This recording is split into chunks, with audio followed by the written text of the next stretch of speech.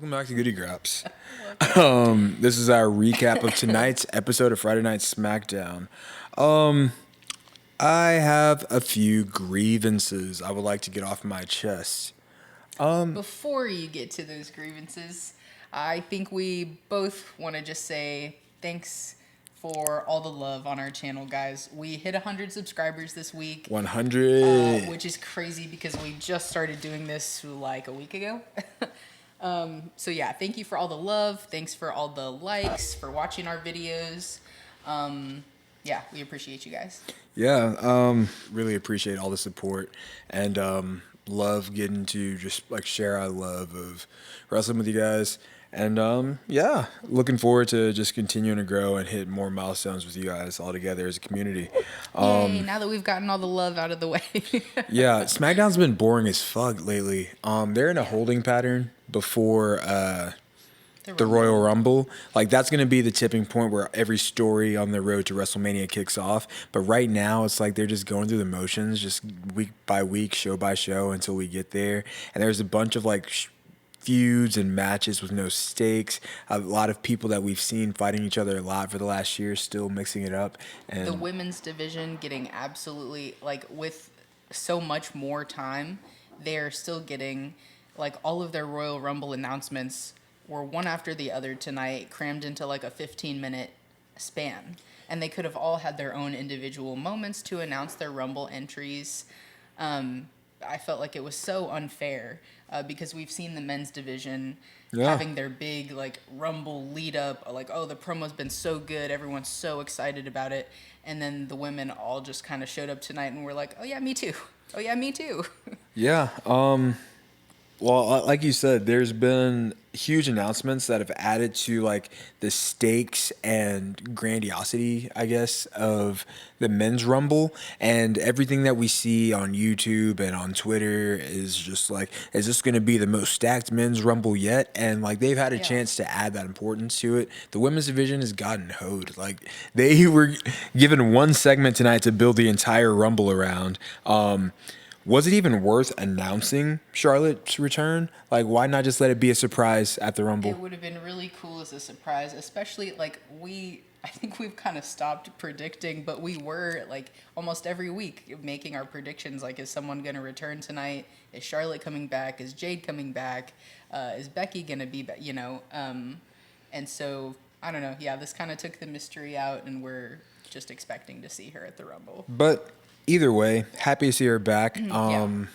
She looks good. She looks like she's ready to come back for the crown, and it's gonna add like some much needed like aura and prestige to the main event scene in the women's division.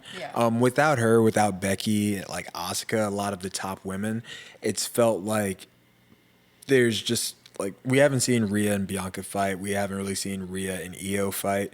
And it feels like a lot of the top women have been like separated from each other or like sidetracked with tag team stuff. And there's all this talent. There's the NXT call-ups that'll probably be coming. There's the returning superstars, new superstars like Jordan Grace will be coming. And it's just going to be like there's all these new titles, the mid-card titles, the tag titles, like the women deserve their opportunity to have their chance to be on the same level as the men with their stories and their investment and like the character building and the world building of their division. So, yeah, looking forward to seeing the Rumble, of course. Like the execution there is going to be sweet. The Rhea match with Nia will be like fun tomorrow. Yeah, I think everything's kind of been in limbo while we wait for the Rumble, but I just feel like the women's division has felt that. It's going to be a hell of a women's Rumble, and like that payoff of that is like going to make everyone be like, it's such a great Rumble. It's going to make everyone forget about how shitty the build up to it was. Yeah, but the tag division is on fire right now. Yeah. And everyone's getting a lot of time. I was really upset, like, not upset, but like I was annoyed that we saw back-to-back machine gun matches the last 2 weeks. But then I realized, like, oh, they're building them up, having them run through everybody, and they're going to, like, get their rematch and, like, have, like, probably I predicted it was going to be a pay-per-view match at the Rumble with DIY. And that was announced to be a 2 out of 3 falls match, which for anyone that's unfamiliar with that match structure, it is just simply to win, then you have to pin or submit your opponent twice. It's a best 2 out of 3. And But do you feel like we're getting a Machine Guns push at the loss of the Street Profits? absolutely. The Street Profits got cooked. They got tossed to the side. They got just, unless they're going to appear on Raw on Monday and be announced as being moved there and immediately mixing it up with War Raiders, or even I want to see War Raiders drop the Raw tag titles to the New Day and have New Day Street Profits be a Mania match. But That would be that's entertaining. something that we can get to down the line. I don't want to fantasy book too much here. Yeah. Where the fuck are the Street Profits? Because not only They've been gone. have we seen the Machine Guns get this push, but we've seen extended exposure to Los Garza and to Pretty Deadly. Yeah. And it's they're propping it up as these 4 top teams are mixing it up and anything can go any way. But the team that was kind of there at the start of it all, that was screwed out of their tag title opportunity by a few of these teams without ever getting any sort of rematch or redemption, there has just been out of sight, out of mind, and they're not even a part of the division. So there has to be some sort of explanation there.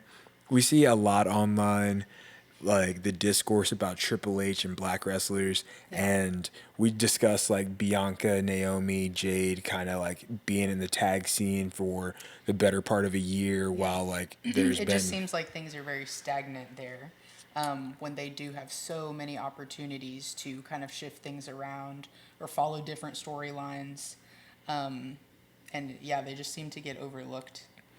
another person that I feel is kind of in a holding pattern, that there's so much great stuff that they can be doing, and I think it's still valuable, the TV time that they're getting and the character that they're building, is our boy Carmelo Hayes. He is the jobber to the stars. He goes out there and he's still presented as this plucky rookie who can fight all of the main event level guys, but at the end of the day, he's going to lose to them. And when you consider that at the time of his call up, him and Braun Breaker were equals. They were 1 and 1A coming from NXT. Right. There was one for each show, and Braun Breaker has been presented as a world eater, dominant 2-time IC champ who feels like a main eventer in waiting.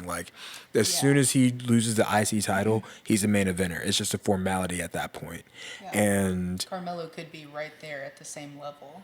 yeah, it goes to show the state of the men's U.S. title scene.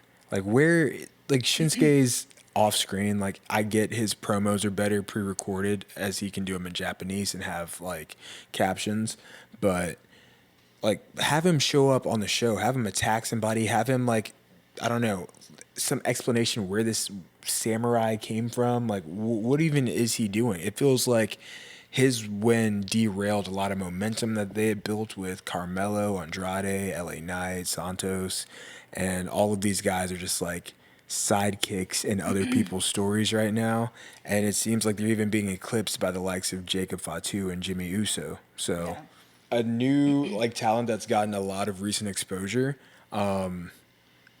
B-Fab. She's been amazing. She's so good on the mic, and I feel like she has this natural confidence and charisma on the mic, and in ring she's tall, she's got long legs, kind of like Maxine, and she's just can do athletic long kicks that look really good. Her and Michin have really good chemistry. I feel like they play well off of each other. And the tag match tonight with Chelsea Green and Piper Niven was definitely one of the highlights, I think, of SmackDown.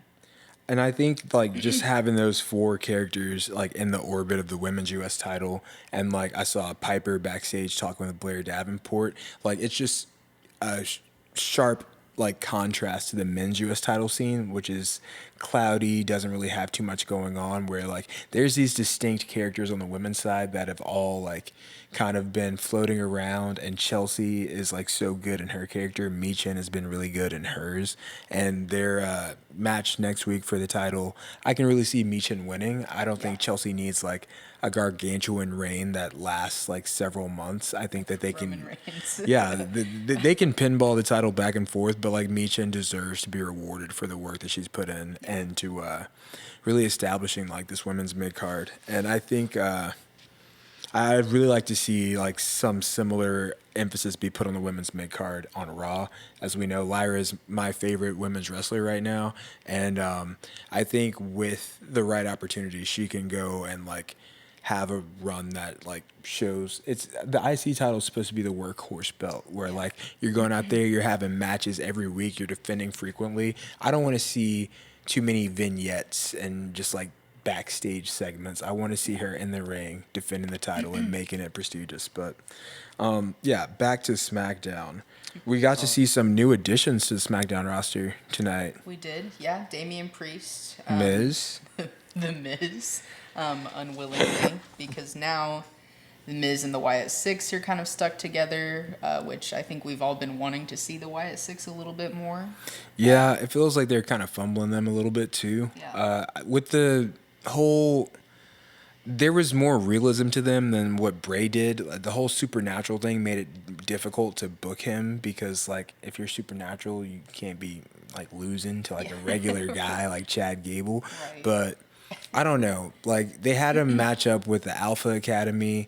And it seemed like they really wanted to start getting behind, or not Alpha Academy, American Made. It seemed like they really wanted to start getting behind those guys and like giving them like a little bit of a rub. So the Wyatt Six don't really like get the last laugh on them. They seem like American Made's in a better spot than Wyatt Six. Yeah. Final Testament, Karrion Kross, Miz, they seem like they're in a better spot. And it really sucks because like so much emphasis was given to them. They looked super cool when they came out. They have good matches. Yeah. It's just like there's not anything for them right now. And maybe that might kick off after the Rumble too. We don't know the effect that they'll have and what they'll do there, but hoping to see more of them soon. Yeah, tonight we had a lot of matches that just felt kind of inconsequential. So they didn't necessarily move storylines along in like leaps and bounds, but we're making progress to Saturday night main event and then to the Rumble. The best is yet to come. Saturday night's main event's tomorrow. We're going to check that out, give you guys our recap, and we're also going to tune into the Royal Rumble and see everything start to really unfold on the road to WrestleMania. Definitely. But as for tonight and this week of WWE coming to a close, let's do our weekly SmackDown top 5. Yeah, top 5. Starting it out for tonight, my number 5 is Carmelo Hayes. Our boy. Yeah, he doesn't miss. Melo don't miss. Yeah, he had a great match tonight. I'm entertained every time he's on the screen, and I'm excited to see what they do moving forward with him. Yeah, the future's super bright for him. At my number 5, I have a tag team, Pretty Deadly. Love the Yes Boys. Yes, boy. Love everything that they bring to the screen as characters. We got to see a more intense and serious side of them tonight. And I think that they're like going to be future linchpins of the division. Machine Guns and DIY are sorting out things with the title right now, but don't be surprised if we see a Pretty Deadly title run in 25. And it's going to be super entertaining. Yes, boy. Yes, boy. Yeah, I hope we do get to see that. My number 4 this week is Nia Jax.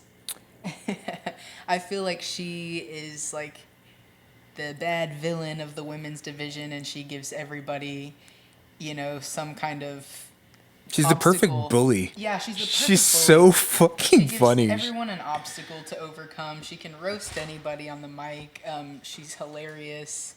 Yeah, I never get tired of watching Nia Jax. The great thing about Nia is that even if she's outmatched on the mic, she's bigger than everyone, so she can just like she can just get in your face and stand over you and like look like just mean and stuff. And Nia's just she's killing it. But I have someone else from the women's division at my number 4. I have Michin. I think that she's on a roll right now. She's got a lot of momentum. Got a clean win over Chelsea tonight, and going into that title match next week, I can really see her taking the title and having a strong run with it. Yeah. My number 3 this week is Jacob Fatu. That guy is something else on the mic. He's something else on the mic. Yeah, on the mic, in the ring, behind the scenes, backstage, in promos. Like, yeah, I never get sick of Jacob Fatu, and I'm really excited to see his match with Braun Strowman. So, yeah, that's gonna be a banger. I can't wait to see them. My number 3, you already touched on a little bit, but Carmelo Hayes. He's just the future's really bright for him. I feel like all of this losing to the main eventers is like eventually like building up to something. He's gonna have a breakthrough. I think that he has a good chance of being like the Rumble's Iron Man this year and like having the longest amount of time in the match. And a good showing there could just like springboard him into a lot of stuff. But like the future is incredibly bright for him, and I think that he's gonna just continue to get better. Yeah, definitely. He's a superstar. My number 2 this week is Jimmy Uso. No yeet. If you guys haven't had a chance to check out our "Oos is So Confusing" song, Go show it some love. Go show it please. some love, man. It's confusing sometimes to be an oos. Also, if you want to see the version that we made an edit for on Twitter and Instagram, there's also that version, some video clips and stuff. It's pretty funny. So yeah, definitely go check it out. But yeah, my number 2 is another tag team, Motor City Machine Guns. They are so smooth and fluid, and they have just been on top of things lately. Like the run that they're on, they are making me care about the tag team division, which it's been hard to do in WWE for a very long time. But Smackdown, like their segments, it feels like one of the best parts of Smackdown every week is like whenever they're on TV. To me, they can't do any wrong right now. We have the same guy at number 1. Do we really? We have the same guy at number 1. Every time we do like a tier list or a top 5, we always have at least a couple people in the same spot. So should we say it at the same time? Yes. Yeah. Number 1 on our list is none other than Kevin Owens. KO has had a hell of a week. Yeah. Well, let's talk about the week that he just had. Kevin Owens showed up on Raw, gaslit the fuck out of Sami Zayn, and just definitely made it known. He's plotting, he's scheming, he's not playing fair. He's like, hey, everybody around here has friends, everybody around here has allies. You're my best friend. If you can help Roman, you can help me, right? And then tonight he showed up in a Sami Zayn Forever shirt. like the mind games are crazy. Yeah. Jimmy Uso comes out, slaps himself, and he talks too much. They fight a little bit. Whose shirt does he come out with in the main event? A Naomi shirt. Jimmy Uso's wife. Like Kevin Owens, the attention to detail in the shirts has been crazy. On the mic has been golden. He's putting up really good points. Like, why does everyone want to be Cody Rhodes' friend? Cody Rhodes uses his best friends and then discards of them when like they're no longer like of use to them. Yeah. And he's right. Like, that's what he did with him and Randy. Like, they helped Cody fight his battles all summer, only for Cody to go glaze Roman the second that he came back. Yeah, Kevin Owens is, like, one of the few reasons I still really believe in the Cody heel turn that is happening. He just keeps pushing him further and further. And I know, like, we're going to see Cody crack eventually.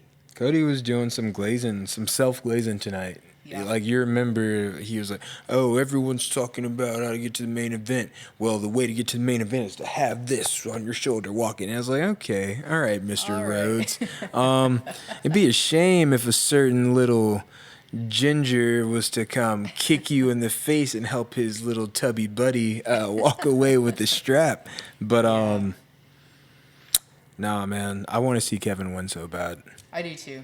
Yeah, at this point, I want to see Kevin and just Sammy. It'll feel like real shock value. It'll feel like, oh damn, like at any moment some crazy shit could happen. Like Cody, someone can just come take the title. Like Roman's reign made people think that like Reigns, the champ's gonna retain every time. He's gonna retain. And Cody being the guy to break that makes you feel like he has to also have a reign like that. Yeah. Especially if he's gonna like fill that void, be the top guy.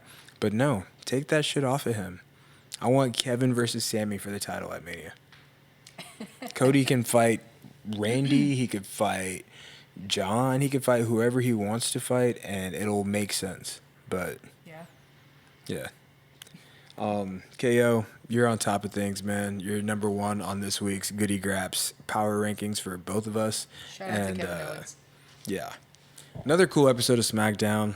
Things are going to kind of be in a holding pattern until Royal Rumble. But tomorrow night, Saturday night's main event. Any bold predictions? Yeah, I think Kevin Owens is gonna break Shawn Michaels' neck. That's insane. It's just my prediction, based on past episodes. So He does like to break people's necks. That's his go-to thing. But I think my prediction is probably that we see Jey Uso win the title. I think that he'll probably win it and fight Gunther again for it at the Rumble. Gunther might win it back there.